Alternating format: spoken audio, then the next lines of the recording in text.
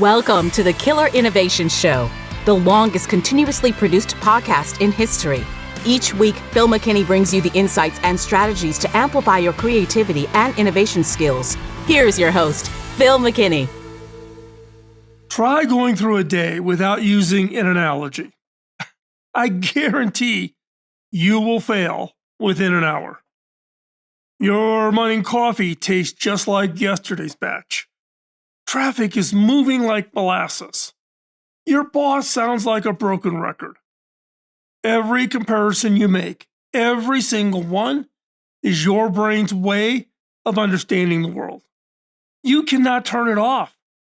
When someone told you ChatGPT is, quote, like having a smart assistant, your brain immediately knew what to expect and what to worry about. When Netflix called itself the HBO of streaming, investors understood the strategy instantly. These comparisons aren't just convenient. They're how billion-dollar companies are built and how your brain actually works. The person who controls the analogy controls your thinking. In a world where you're bombarded with new concepts every single day, like AI tools and cryptocurrency, remote work culture, creator economies, your brain needs a way to make sense of it all. And by the end of this episode, you will possess a powerful toolkit for understanding the unfamiliar by connecting it to what you already know and explaining complex ideas so clearly that people wonder why they never saw it before. Thinking in analogies, or what's called analogical thinking, is how the greatest innovators, communicators, and problem solvers operate. It's the skill that turns confusion into clarity, complexity into something you can actually work with. So, what is analogical thinking? What are we talking about? At its core, it's the practice of understanding something new by comparing it to something you already understand. Your brain is constantly asking, what is this like? When you learned what a virus does to your computer, you understood it by comparing it to how biological viruses infect living organisms. When someone explains blockchain as, quote, a shared spreadsheet that no one can erase, they're using an analogy to make an abstract concept concrete. Researchers have found something remarkable. Your brain doesn't actually store information as bits and pieces of facts. It stores it as patterns and relationships. When you learn something new, your brain is literally asking, what does this remind me of? And building connections to existing knowledge. Sound familiar? Analogies aren't just helpful for communication, they're a fundamental mechanism of human understanding. You cannot think in analogies. The question is whether you're doing it consciously and well, or unconsciously and poorly. The quality of your analogies determines how quickly you learn, how deeply you understand, and how effectively you can explain ideas to others. Now remember this, whoever controls the analogy controls the conversation. Master this skill, and you'll never be at the mercy of someone else's framing again. Now, let's put it on the table here. Thinking in analogies is a double-edged sword. I learned this the hard way. A few years ago, I watched an engineer struggle to explain a revolutionary idea to a room full of executives. He had the data, the logic, the technical proof, but he couldn't get buy-in. Then someone in the room said, so basically this is like Uber, but for industrial equipment. Instantly, heads nodded. Funding approved, project greenlit. One analogy did what an hour of explanation couldn't. 6 months later, that same analogy killed the project. Because Uber for equipment came with assumptions about pricing, about scale, about network effects that did not actually apply. The team kept forcing their solution to fit the analogy instead of recognizing when the comparison broke down. I've watched millions of dollars in 2 years of work disappear because nobody questioned whether the analogy was still serving them. The same mental shortcut that helps you understand new things can also trap you in outdated patterns. Consider QB's spectacular failure. In 2020, Jeffrey Katzenberg and Meg Whitman launched the streaming service with $1.75 billion in funding, more than Netflix had when it started. Their analogy: it's like TV, but for your phone. They created high-quality 10-minute episodes optimized for mobile viewing. 6 months later, QB shut down. What went wrong? It was the analogy was flawed. They assumed mobile viewing was like TV viewing, just shorter. But people don't watch phones the way they watch TV. They watch phones while doing other things. In stolen moments like interruptions, YouTube and TikTok understood this. They built for distraction and fragmentation. QB built for focused attention that did not exist. They misunderstanding burned through over $1 billion. We see this constantly where complex issues get reduced to simplistic analogies that feel intuitive but lead to flawed conclusions. Someone compares running a country to running a household budget. If families have to balance their budgets, why shouldn't governments? The analogy sounds intuitive, but it ignores that countries can print currency, carry strategic long-term debt, and operate on completely different time horizons than households. The cost of bad analogical thinking is enormous. You waste time applying solutions that work in one context to problems that just don't fit. You miss opportunities because you're trying to squeeze new situations into old patterns, and worst of all, you become easy to manipulate because anyone can control your analogies, control how you think. So how do we harness the power of analogy while avoiding the traps? Well, let me show you. I've got 5 essential strategies that will transform how you use comparison to understand your world. So the first skill is learning to create useful analogies on demand. Most people wait for analogies to pop into their heads randomly, but you can develop a systematic process for generating them whenever you need one. Map the structure of what you're trying to understand, then search for similar structures in domains you know well. Netflix recommendation algorithm did not come from studying other algorithms. It came from asking, how do humans recommend things, and then mapping that social process into a technical system. So what are the steps to generate powerful analogies? First one of 5, there's going to be 5 in the total list. Number 1 of 5, identify the core function or relationship. Strip away all the service details and ask what the thing actually does. A heart pumps fluid through a system. Now you can compare it to anything else that pumps fluid. Engines, wells, plumbing systems. Step 2, look across multiple domains. Don't limit yourself to obvious comparisons. The best analogies often come from unexpected places. The inventor of Velcro understood how birds stuck to fabric by comparing them to hooks and loops, leading to a $1 billion fastening system. The 3 of the 5 in this list map specific correspondences, the linkages between them. Once you find a potential analogy, be explicit about what maps to what. Where do things interconnect? If you're comparing your startup to a marathon, then what corresponds to training? What's the equivalent of hitting the wall while you're running? What represents the finish line? So if you do the analogy, take that analogy and break down all the things that define that experience's capabilities, or in this case, running marathons. 4 of 5, test the analogy's limits. push the comparison and see where it breaks down. This isn't a failure, it's information. Every analogy has boundaries, and knowing them makes the analogy more useful. 5 of 5, consider multiple analogies. Don't settle for the first comparison that works. Electricity is like water flowing through pipes, and like cars on a highway. Each analogy reveals different insights. Now, next is recognize what analogies do break down. They're going to break down. Most people fall in love with an analogy and push it beyond its useful range. A powerful analogy becomes dangerous.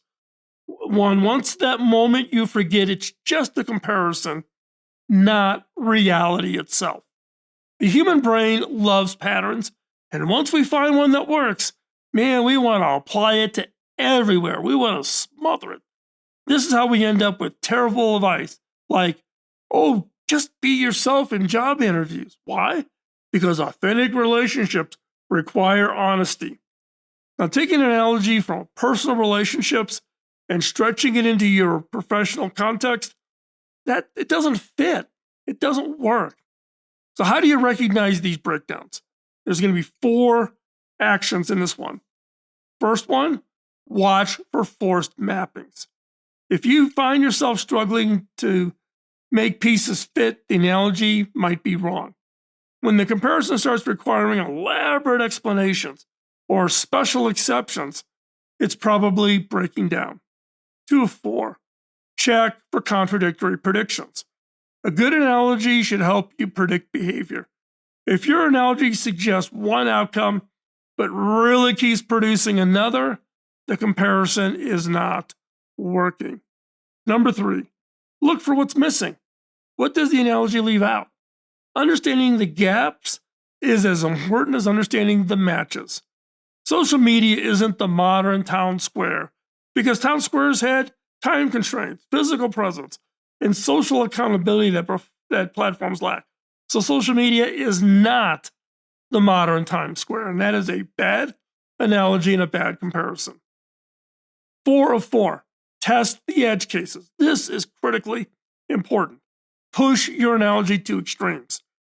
If your body is a temple, does that mean you should let tourists in? When an analogy gets absurd at the edges, you have found its limit. A good analogy is a map, not a territory. The moment you forget that, you will be lost. Next up, using analogies to explain complex ideas. Analogies are your secret weapon for making complicated concepts accessible to everyone. The person who can explain quantum physics using everyday comparisons has an absolute superpower in our information saturated world. And I would like to meet that person because this is one area I struggle when trying to explain quantum computing to people who do not have a technical background. Here's the key. Match the analogy to your audience's knowledge and choose comparisons that illuminate rather than obscure. Easy to obscure, hard to keep it simple, hard to make it illuminate. Now, here's the playbook. 4 areas on the explanatory analogy playbook. How to use analogies to explain. Know your audience's knowledge base. Number 1. You can compare machine learning to teaching a child through examples for general audiences. But that same analogy won't work for computer scientists who need technical precision. So you got to adjust. You just can't use one analogy and apply it to everybody. 2, start with the familiar. Always move from what people know to what they don't. Such as, imagine your favorite playlist, but instead of songs, it recommends something. Movies, YouTube videos, TikToks, whatever. Ground abstract concepts in concrete experiences. Again, just imagine something, but instead of X, it recommends Y, is a great example. 3 of 4, be explicit about the comparison. Don't assume people will automatically see and make the connection. Say, think of this like this, blop, and make the mapping clear. Think of this as like your playlist, but it recommends X. And then the last one is use multiple analogies for complex concepts. One analogy rarely captures everything. Combine several different comparisons to give people multiple angles of understanding. Identify false analogies in arguments. People will use analogies to manipulate your thinking, sometimes intentionally, sometimes not. Workplace debates are full of analogical arguments. Remote work is like letting students do homework unsupervised. Productivity will plummet.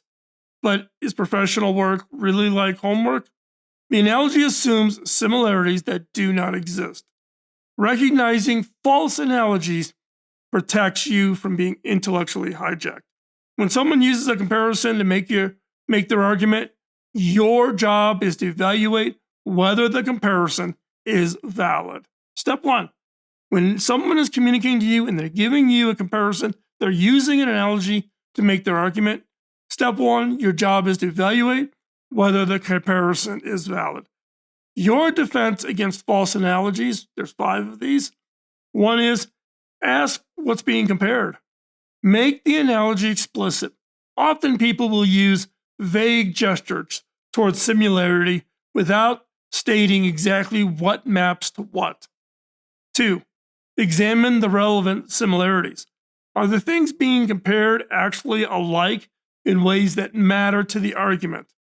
Comparing a business to a family sounds warm, but families don't fire members for poor performance.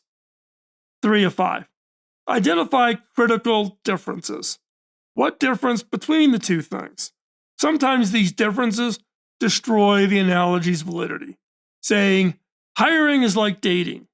That ignores that employment is a contractual relationship with completely different expectations and legal frameworks than romantic partnerships. 4 or 5. Consider alternative analogies. If someone says unlimited vacation policies are like giving employees a blank check, counter with, actually, it's more like trusting professionals to manage their own time like we trust them to manage their budgets. Different analogies suggest different conclusions. 5 of 5. Demand literal argument. When someone relies heavily on analogy to make their case, ask them to make the argument without a comparison. If they can't, the analogy might be doing rhetorical work rather than logical work, and it proves that their thinking behind their argument has holes in it. So, next up is, look, analogies are incredibly powerful, but you have to build a library. You have to build your analogy library. And that's key. Deliberately expand your collection of mental models and experiences so you have more source material for analogies. Now, the benefit I got is I've got a 40-year career, lots of analogies, lots of really good stories too. But the person who only knows their own industry can only draw comparisons from that narrow domain. But someone who reads widely, pursues diverse experiences, and studies multiple fields can make unexpected comparisons and connections. Steve Jobs famously took his calligraphy class. Years later, those insights about typeface and design influenced the Mac's revolutionary interface.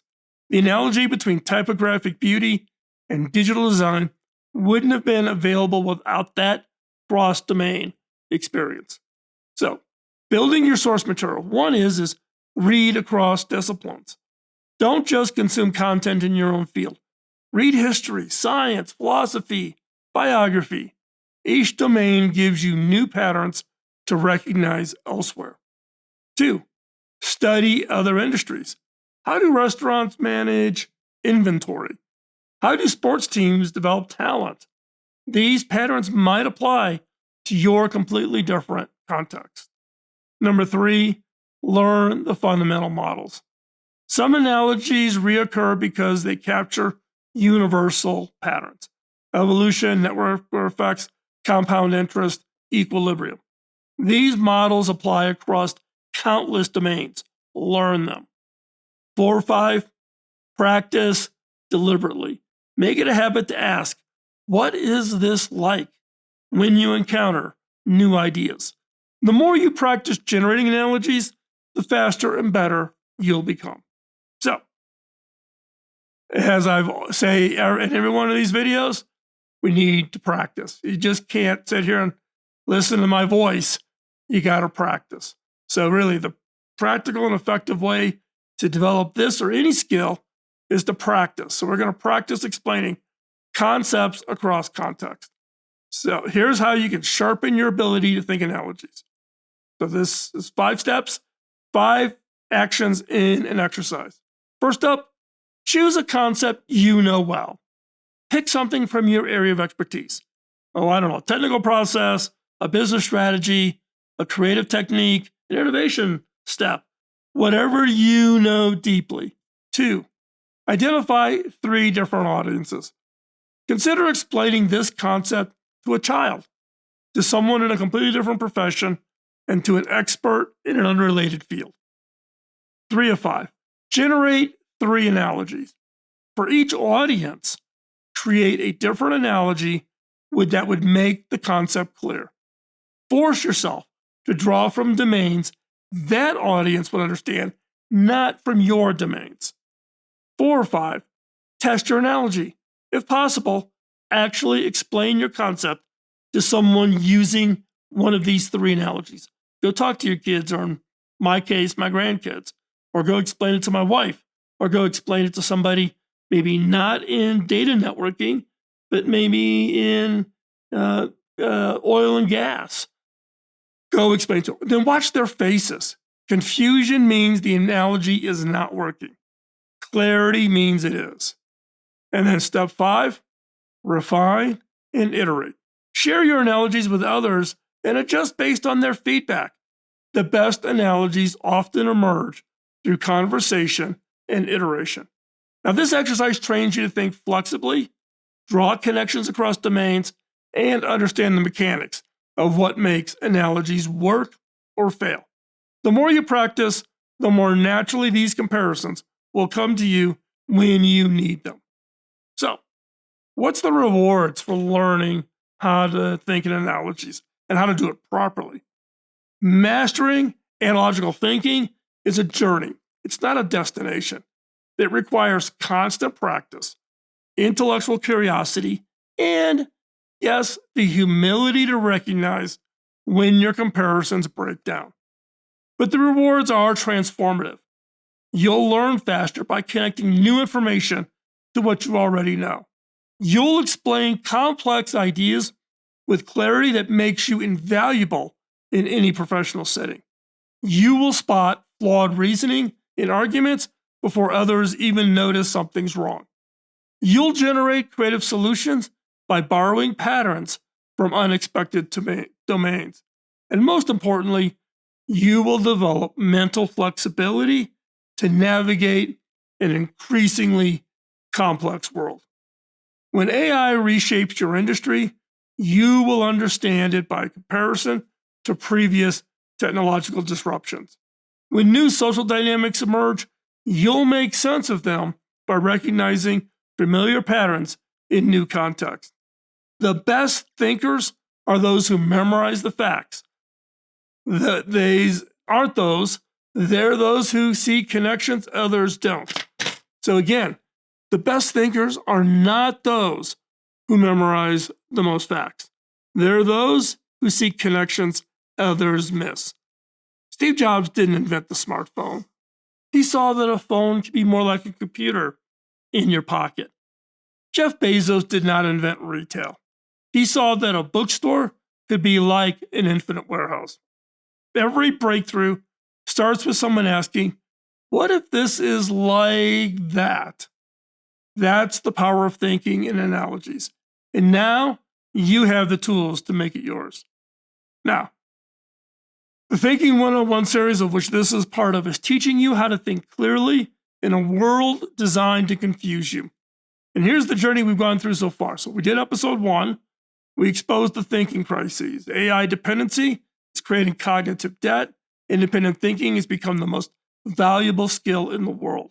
Episode 2, we covered you learn to distinguish deductive certainty from inductive probability and stop treating patterns as proven facts. Episode 3, you discovered how to distinguish true causation from mere correlation or coincidence, saving yourself from solving the wrong problems. Today, in this episode, you learn how to harness the power of analogies while avoiding their traps, generating useful comparisons systematically, recognizing when analogies break down, and spotting false analogies that manipulate thinking. Up next in episode 5, probabilistic thinking, basically about living with uncertainty, because you're never going to have perfect insight and perfect data. You'll learn how to think probabilistic rather than with certainties, make decisions with incomplete information, and act wisely when nothing is guaranteed. So you want to hit that subscribe button so you don't miss any of the future episodes. And while you're at it, can I ask a favor? Hit that like and the notification bell. It helps with the algorithm so others see our content. And why not share this video with a colleague who you think would benefit from it? Because right now, while you've been watching this, someone just pitched a $1 billion idea using a flawed analogy. And investors nodding along because it sounded like something that worked before. The only question is, will you be the one who sees through that falsehood? Thanks for being here. We'll talk to you next week. Bye-bye.